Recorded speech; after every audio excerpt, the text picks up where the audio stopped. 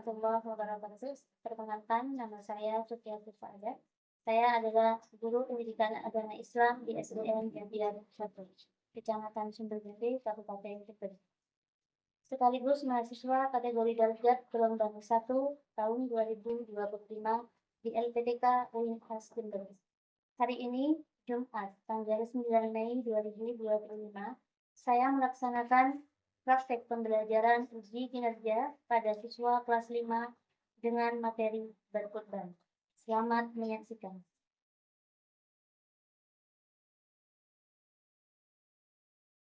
Selamat pagi anak-anak. Pagi, Bu.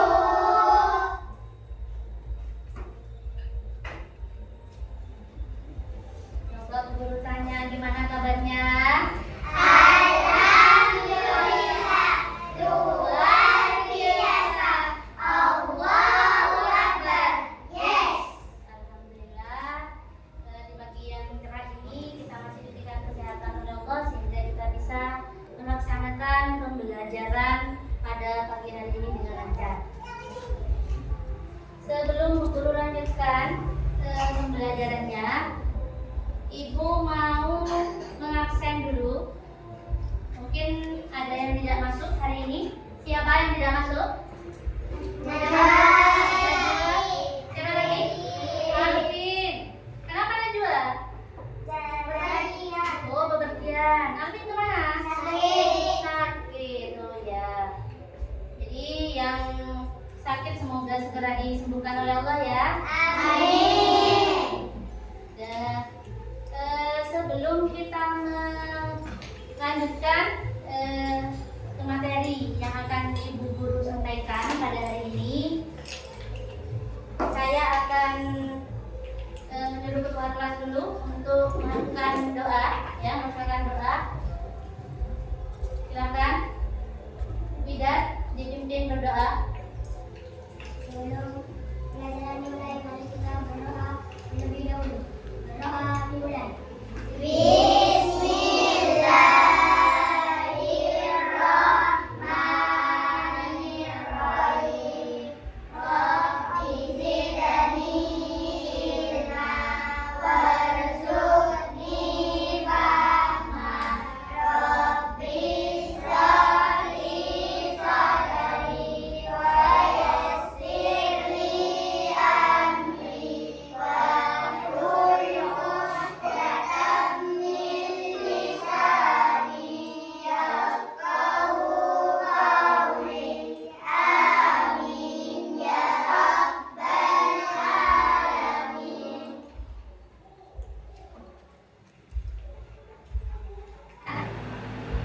Masih ingat materi minggu kemarin?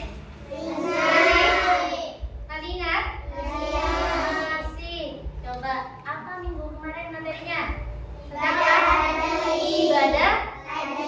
Ibadah haji. Ya, ibadah haji. Jadi minggu kemarin sudah kita menjelaskan, Guru sudah menjelaskan tentang materi haji, di mana umat Islam itu apabila sudah mampu melaksanakan haji, boleh kita itu menunaikannya, ya. Ini ada yang ingin naik haji? Ingin ya? Ingin sekali. Jadi mulai sekarang sudah harus menabung agar kita bisa menunaikan ibadah haji. Sekarang sebelum kita melanjutkan materinya, coba agar lebih semangat lagi, bisa kalian menyanyikan lagunya ya. 1, 2, 3. Garuda Pancasila, akulah pendukungmu. Patriot proklamasi, sedia berkorban untukmu. Pancasila dasar negara, lahirlah di makmur sentosa. Pribadi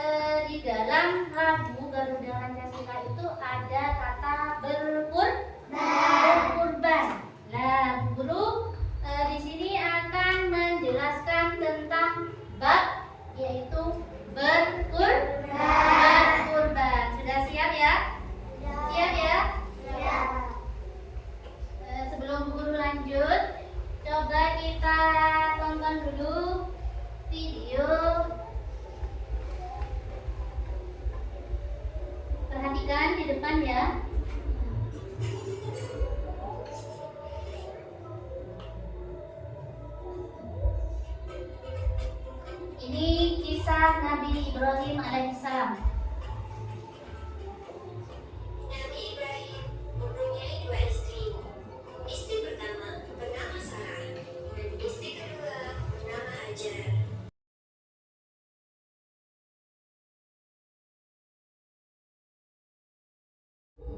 Ya, itu tadi pemutaran video tentang kisah apa? Kisah Nabi Ibrahim dan Nabi Ismail. Barusan sudah kalian perhatikan di sana Nabi Ismail itu mau atau rela dikorbankan karena apa? Karena waktu itu Nabi Ibrahim, yaitu ayah dari Nabi Ismail, itu bermimpi mendapat wahyu dari Allah agar apa? Anaknya disembelih. Coba sekarang guru tanya, kalian pernah lihat tidak hewan disembelih? Pernah? Hewan apa? Kambing, terus? Sapi, ya. Jadi ayam juga. Jadi kalian sudah pernah melihat hewan disembelih. Pada waktu itu biasanya dilaksanakan di mana? Idul Adha. Biasanya banyak yang berkorban waktu perayaan hari raya Idul Adha. Nah, jadi di sini tujuan pembelajaran hari ini Ibu ingin mengingatkan kembali bahwa kita sebagai umat Islam itu harus rela berkorban, ya. Harus mengetahui di sekeliling kita masih banyak saudara-saudara kita yang miskin, ya, fakir miskin, tidak mampu, bahkan dia tidak pernah makan daging sapi atau kambing. Pelajaran tadi, video tadi sudah memberikan kita itu penjelasan bahwa Nabi Ibrahim rela mengorbankan putranya Ismail untuk apa? Untuk ketaatan kepada Allah. Tetapi apa? Karena dia saking taatnya kepada Allah, dia sudah siap untuk menyembelih putranya. Tetapi apa? Waktu pedang itu sudah menyentuh leher Nabi Ismail oleh Allah diganti dengan kambing atau domba. Ya, diganti. Betapa mulianya hati Ibrahim. Kalau misalkan di sini seperti kalian, mau tidak dikorbankan, disembelih oleh ayahnya, mau tidak? Tidak mau, ya? Tidak mau, Bu, sakit. Nah, kalau disembelih sakit. Tetapi dulu pada zamannya Nabi Ibrahim alaihissalam dan putranya Ismail, karena sudah mendapat perintah dari Allah, dia melaksanakannya. Meskipun anak kesayangannya itu harus disembelih, tetapi akhirnya oleh Allah diganti dengan domba atau kambing. Ibu guru akan menjelaskan tentang definisi berkurban. Definisi berkurban itu dalam bahasa Arab disebut dengan qoriba. Ya, qoriba artinya dekat. Nah, dekat. Sedangkan menurut istilah berkurban itu beribadah menyembelih hewan tertentu yang dilaksanakan di hari raya Idul Adha, yaitu pada tanggal 10 Zulhijjah. Lalu di sini hukum berkurban itu ada di dalam Al-Quran surat Al-Kautsar. Sudah hafal surat Al-Kautsar? Hafal? Coba guru sekarang baca surat Al-Kautsar bersama-sama. Bismillahirrahmanirrahim. Inna a'tainakal kautsar fasholli lirabbika wanhar. Inna syani'aka huwal abtar. Nah, jadi di ayat kedua, yaitu fasholli lirabbika wanhar, di sana maka laksanakanlah sholat karena Tuhanmu dan berkurbanlah. Jadi ada di dalam Al-Qur'an, ya, berkurban. Lalu di sini hewan kurban, jelaskan ya. Hewan kurban, dilihat di depan ada hewan apa saja? Unta,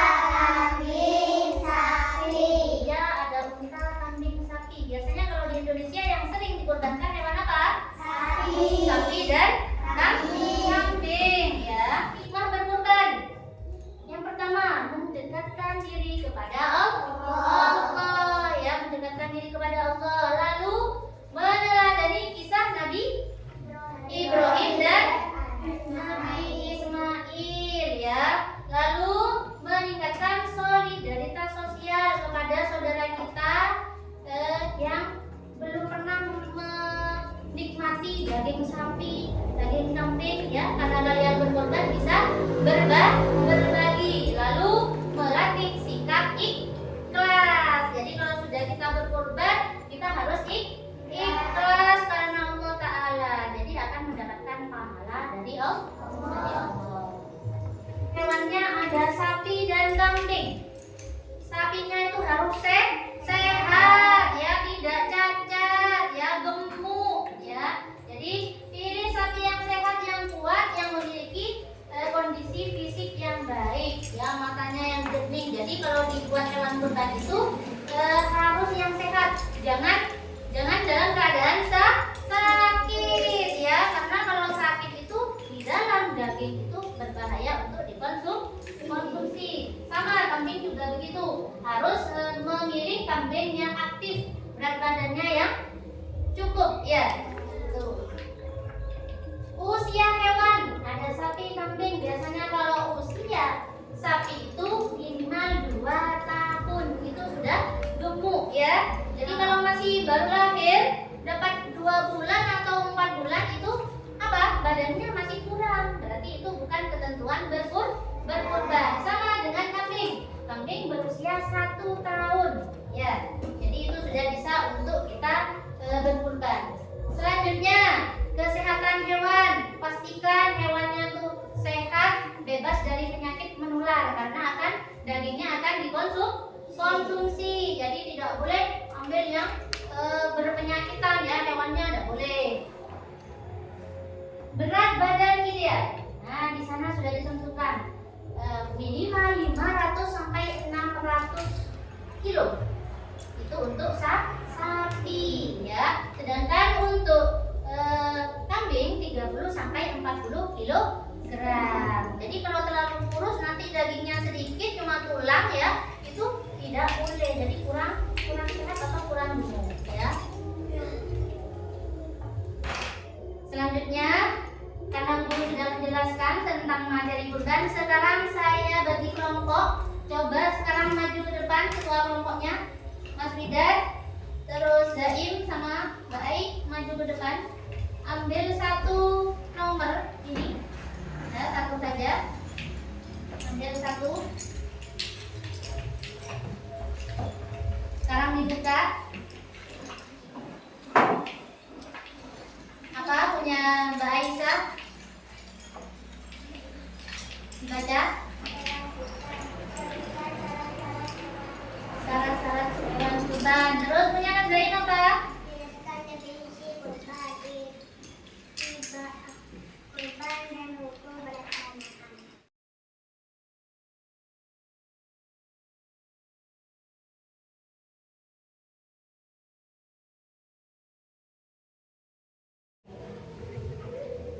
Sekarang yang kelompok 1, kelompok Widat, silakan maju ke depan.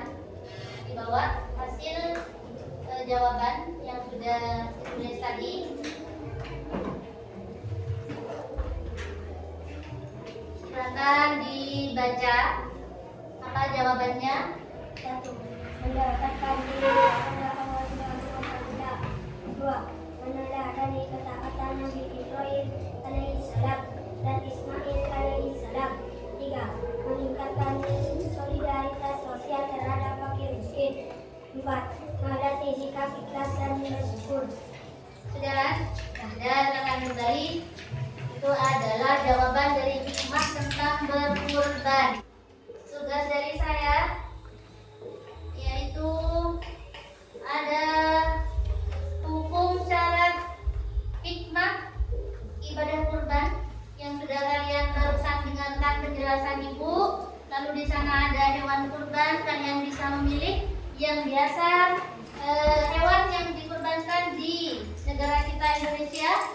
Hewan apa saja bisa kalian perhatikan di lembar RKPD.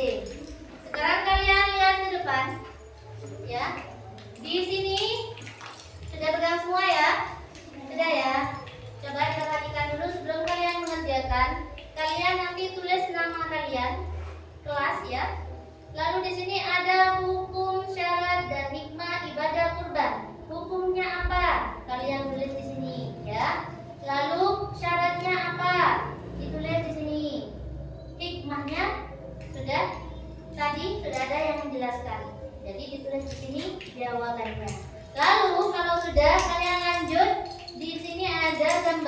beberapa jenis hewan. Lalu kalian lingkari hewan apa yang biasanya umat Islam itu kurbankan yang ada di negara Indonesia. Lingkari. Ya. Jadi sekarang kalian kerjakan.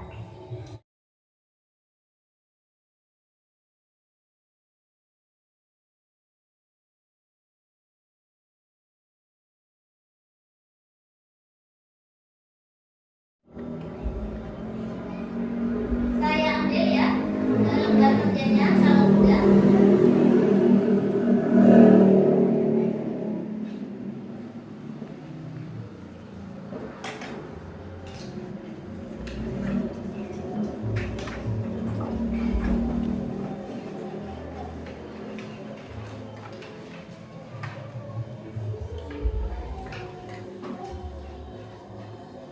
Di lembar kerja kalian sudah dikumpulkan semua. Sekarang Bu Guru tanya, dari materi yang Bu Guru jelaskan barusan yaitu tentang berkurban, kalian sudah paham belum? Paham ya?